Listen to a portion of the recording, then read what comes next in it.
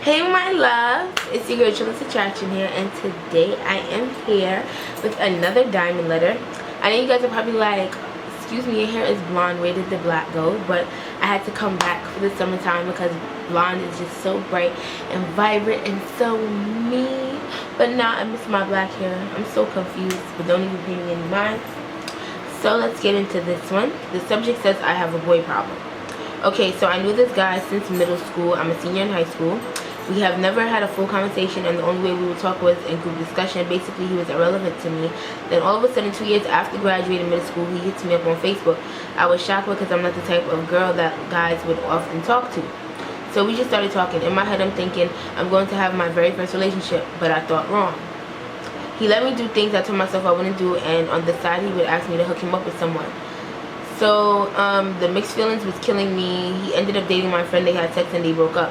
He came crawling back to me and I let him in with open arms. I told my best friends about the situation, and they told me to let him go. I didn't listen.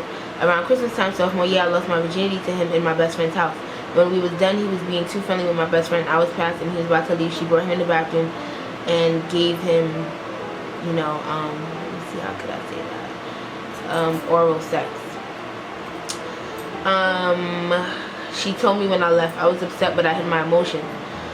I told her I didn't like him anymore. I lied. She started having sex with him. I was mad as hell, but yet to this day I held my emotions from what they did. 2 years later from the situation, he still wants me. So now I'm gonna forward a little bit, and she said now I'm in a new relationship with a guy who treats me like a princess. I'm supposed to be treated as, and this guy's still hitting me up. I tell him I'm not interested, and he doesn't give up. What should I do? 2 years after graduating. So 2 years after graduating, that means that was 10th grade. So when you're a sophomore in high school, he writes you on Facebook or whatever. And again, I say social media is like always the downfall of something. But anyway, if he couldn't find you, like, you would have been good now with your boyfriend, but he wants to be a little bothered. He started making you do things that you wouldn't do. Now that's like the first thing that you really like said that really stuck out to me, because if someone truly cares about you, they're not gonna force you to do anything that you don't, like, you yourself don't want to do, whether it's have sex with them or give them oral sex or whatever the case may be. It's if you are not comfortable with it, the person, if they honestly care about your feelings, they would not let you do that. Like, they would care more about your feelings to be like, no, I'll wait till you're ready, or no, if you don't want to do this, okay, I understand, blah blah blah blah. So the fact that he was like making you do things that you didn't want to do, like, I don't think he like really cared about your feelings to the point where, like, a lot of stuff in this letter displays that he didn't really care about your feelings, and he's just in it to benefit himself. Like, he's trying to have his cake and eat it too, which is no, you're not gonna do that. And he's sitting here like, all right, we did what we did, whatever, don't catch no feelings, let me hook me up with your friend, let me talk to your friend, we did what we did, now let me talk to your friend. What? Now the next thing is this: he already told you to hook him up with someone. Y'all did what y'all did. It's like he feels like, I don't know if he feels like you have, like, you're not supposed to have emotions. He already hooked up with you, whatever. Y'all did what y'all did. He told you to hook him up with someone. Now he goes and has sex with was it best friend? No, your friend. He ends up dating your friend.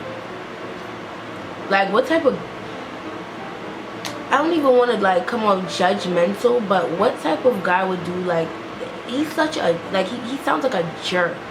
You told your best friend about the situation, and she told you to let him go, like a good friend did. You didn't listen. Well, that comes with being hard-headed in terms of when you like someone. Your friend could tell you everything, and you would have to experience it yourself in order to be like, damn, my friend was right, I should have listened. But it happens to the best of us. So this boy starts flirting with your best friend, the same best friend who told you to leave him. A few hours passed, whatever, when he was about to leave, she brought him in the bathroom and gave him head.